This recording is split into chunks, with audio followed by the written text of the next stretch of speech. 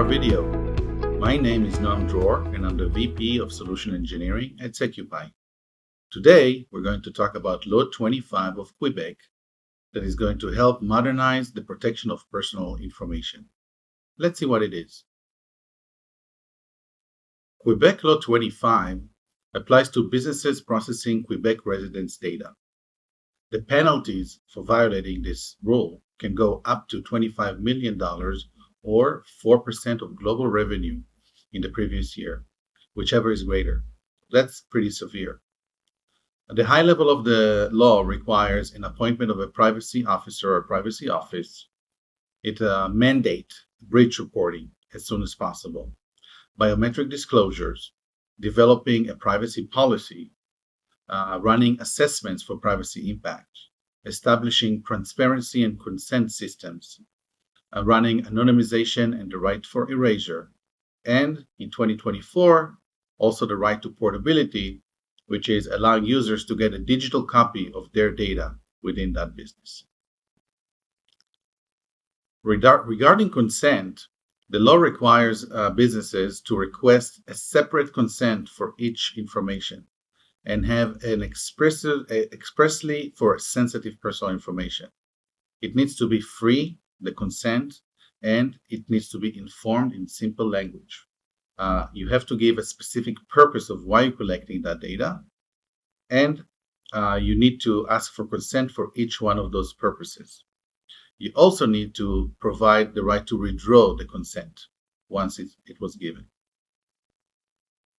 So let's see how consent can be applied with SecuPi. So first, you would need a consent management system. We would consume the consent through one of the consent systems. OneTrust is a good example. Didomi and Catch are other systems that we can collect the attributes around consent. So for each one, we said for each purpose and for each data, we will get consent. Once we get those attributes, we know which user is allowed to get access to which type of data. Once we have that, we can enforce policies that would say what user within the organization have access to what type of customer data and what they can and cannot see according to those consent attributes. So that becomes pretty easily to change it as you add more and more attributes to the consent. And as you have add more and more purposes for the consent, it's easy with a click of a button to deploy a policy to enforce that. Next on the list is breach notification, DPO appointment, and privacy impact assessment. Within breach notification, each business who's having a data breach needs to report it to the Quebec government and any affected individual. The report needs to be as soon as possible, definitely when there is a likelihood of a serious risk for that individual. And each business needs to maintain a full record of all security incidents. On the data protection officer or office, that office needs to be appointed and a leader for that office needs to be appointed, and the responsibility for that relies with the CEO, and the CEO can delegate it to someone within the organization. But senior leadership needs to be aware and responsible for what's happening with that data protection office and policies. You also need to publish who is the leader from this team that is responsible for data protection. Within privacy impact assessment, there is a need to run an assessment on any new system or any updated system. So that means if I have a system that collects information, use personal information, release personal information, keeping or storing personal information, or destroying personal information, so any new system or update to a system needs to go through an assessment. The assessment should take a look at sensitivity of the data, the purpose of the data and the usage of it, and what are the protection measures, including contractual and, of course, technical measures, and the legal framework to make sure it all complies. So how SecuPi can help with breach notification, DPO appointment, and privacy impact? On breach notification, you want to reduce the amount of breaches you have within the business. So, of course, when you comply, when you enforce access controls, fine-grained access controls, de-identification, encryption, and monitoring solution like SecuPi, you're going to reduce the risk of a data breach, and therefore you'll handle less breaches. Once you do have a breach, how do you know you have a breach? SecuPi allows you to run user behavior analytics, risk scoring, and analytical events that will help you detect a breach. For example, if a normal user, even if it's a privileged one, is consuming 1, 2, 3, 10 records per day, and suddenly there are millions of records being consumed, we can alert about that. We can even block it. So that's one way we can help with breach notification. The second one, on the DPO, you want to provide the tools to that leader and to that team to understand what is the risk, what kind of access do I have for private information, what are the risk score of each one. Is anyone doing a very sensitive transaction? Are they adding more information? Are they removing information? Are they consuming too much information? So this is all within the dashboard of the SecuPi solution. And last but not least, on the privacy impact, once you have a platform in place that can authorize the collection, the usage, the release, the keeping, and the destruction of personal information dynamically, you can do those assessments very easily. You have a platform to comply with the regulation, to show that the controls are working, and therefore you can process the technical part of the assessment pretty quickly. Very similar to GDPR, in Law 25 you have the right to erasure, which is also known as the right to be forgotten. Users can request the deletion of their personal data under certain circumstances. They can also withdraw their consent, which means now they're not allowing you to use, keep, or share their data for specific purposes. Another way to do the right of erasure, or the right to be forgotten, is to anonymize the data.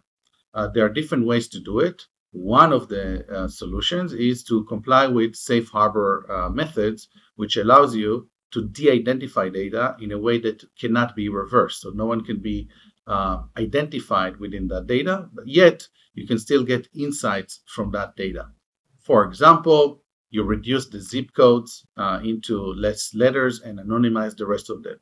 You need to remove all the IDs and replace them with something that is not reversible. You need to bucket the dates into different dates, and we'll go over that in the next slide. So for the right to be forgotten, we have three options that they can all be combined in a gradual way. So the first option is to have a logical deletion. In a logical deletion, we can actually remove records completely from the database without touching the database. So anyone who's trying to consume data from a data store, it doesn't matter if it's an application or if it's an analytic tool, or even if it's directly the DBA who's going and looking at the database, they will not be able to see. So we're actually reducing the records from the database. The other option is to do a format preserving encryption or format preserving masking, which means you'll see data, but that data wouldn't be the real data. It would look like real data, but not the real one. Lastly, within this phase, we can do dynamic masking. So we can mask the data, put X's or 0 or 9s in this case, and therefore no one will be able to see the data. Again, you do not change the data within the database. So that's one. After a period of time, you can go into physical anonymization.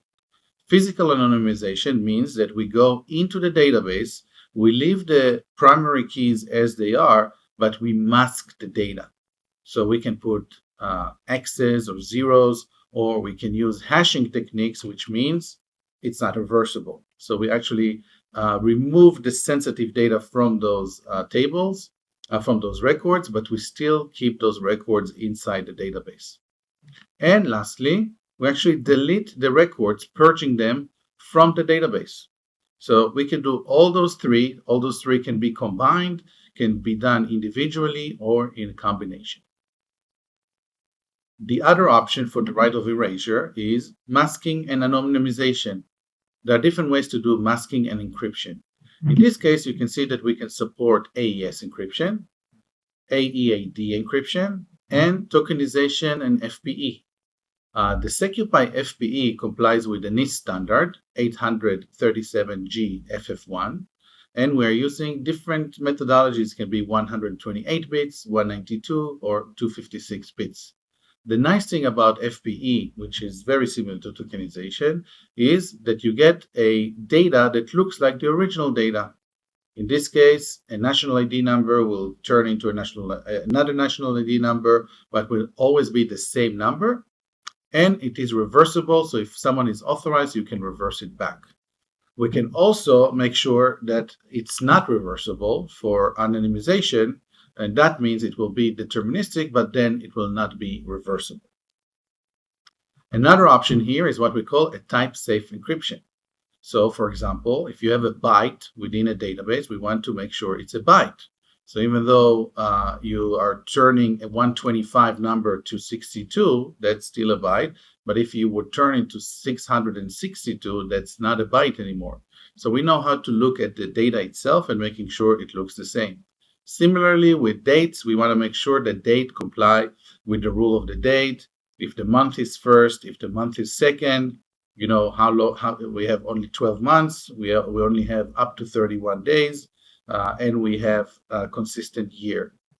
So this is an important thing for applications and reports to have type-safe encryption that would comply with the type of that value.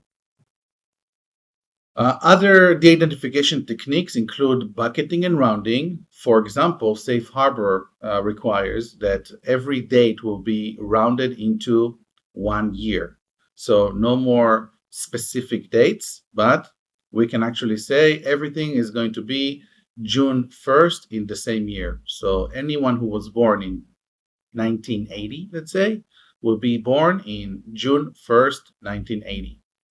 So that will bucket birth dates or visits or any date that you want into 1 year buckets. And of course, you can make it any bucket. You can make it 5 years or 10 years or 2 months, whatever makes sense to the business and the compliance requirements. Masking is another option where we can mask the data that would not be reversible.